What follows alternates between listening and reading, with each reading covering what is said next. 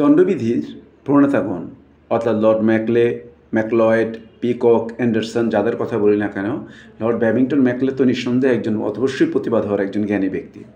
Lord ম্যাকলের তাদের যে observation, তাদের অবজারভেশনে দণ্ডবিধির ইতিহাসের আলোকে যে বিশ্লেষণ করতে যান, তাহলে আপনারা দেখতে পাবেন যে লর্ড ম্যাকলে তিনটা বিষয়কে লক্ষ্য করে একটা কথা বলেছেন।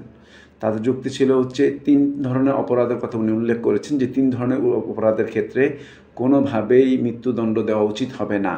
3 ধরনের অপরাধটা উনি কী বলে চিহ্নিত করছেন? বলছেন যে এটা যদি হয়ে থাকে ডাকাতি, এটা যদি হয়ে থাকে ধর্ষণ, এটা হয়ে থাকে যদি হাত পা ভেঙে ফেলা। তিনি বললেন যে এই 3টা অপরাধের ক্ষেত্রে সমগ্র ভারতবর্ষে যদি দাবিও করে তাহলে তিনি এটা দিবেন না। কেন দিবেন না? এই কারণ হিসেবে উনি বললেন যে এই সকল সিচুয়েশনে প্রতিপক্ষ যে অপোজিটে যিনি থাকেন তিনি একেবারে অক্ষম থাকেন।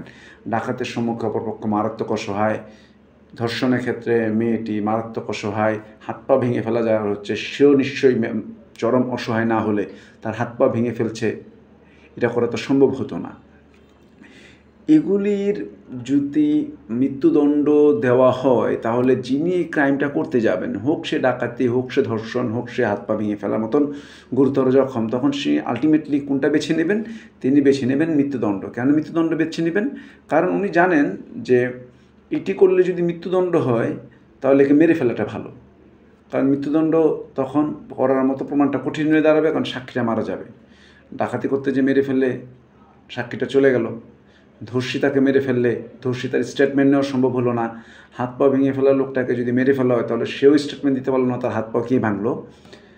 অর্থাৎ একজন আইন প্রণেতাকে ওই পর্যায়ে পর্যন্ত গভীর চিন্তার সন্নিবেশন তাদের চিন্তার প্রতিফলনের মধ্যে দেখতে পাওয়া যায়। তারা কোন পর্যায়ে পর্যন্ত ভেবেছেন যে অপরাধীর মনে যেন অন্তত এই চিন্তা থাকে যে আমি যদি এই ক্রাইমটা করি কোনো সমস্যা নাই, এই জন্য আমাকে অন্তত মৃত্যুদণ্ড হবে না, হলে বড় যাবজ্জীবন হবে বা বিভিন্ন মেয়াদে কারাদণ্ড হতে পারে, অর্থাৎ আমার বেঁচে থাকার চান্সেস আছে, তাকে আমি না মারলেও পারি। এই কারণেই আইন প্রণেতাগণের আলোকে রচিত দণ্ডবিধি আজও সমাদৃত, কারণ তারা ওই স্কেল পর্যন্ত একটা অপরাধকে ভেবে তারপর এটা অপরাধ হিসেবে বিবেচনা নিয়েছিলেন। অন্যথায় এই সকল বিষয়গুলিকে সহজে উড়িয়ে দেওয়া যেত এবং সেই বিষয়গুলিকে আইনের আওতায় সমস্ততে হারিয়ে যেত। কিন্তু দণ্ডবিধি এই দমনীয়ভাবে গ্রহণযোগ্য হিসাবে পৃথিবীর অনেক দেশে কিছুটা পরিবর্তন হলেও টিকে আছে দণ্ডবিধি, কারণ হচ্ছে এর প্রণেতারা ওই স্কেলের চিন্তাশীল ব্যক্তি ছিলেন। আমাদের কোনো একটা আইন প্রণয়নের সময় এই পর্যায়ে ভাবেন কিনা এটা কিন্তু চিন্তার বিষয়। যখন একটা অপরাধকে সর্বোচ্চ শাস্তি দিলে চলবে না, দেখতে হবে ওইটার সামাজিক এফেক্টটা কী হতে পারে। এই অপরাধটা দিলে কি অপরাধের পরিমাণটা কি বাড়বে নাকি অপরাধটা কমবে, সেই বিষয়গুলিকে মাথায় রেখে যদি আইন প্রণয়ন করা হয়, সময়ের সাথে সাথে যুগোপযোগী যখন আইন করা দরকার আইন করার পূর্বে যদি এই পর্যায়ে ভাবা হয় তাহলে আইনের জায়গাগুলো খুব সুন্দরভাবে গুছানো থাকবে এবং আইন একটা গতিশীল পথে এগিয়ে চলবে।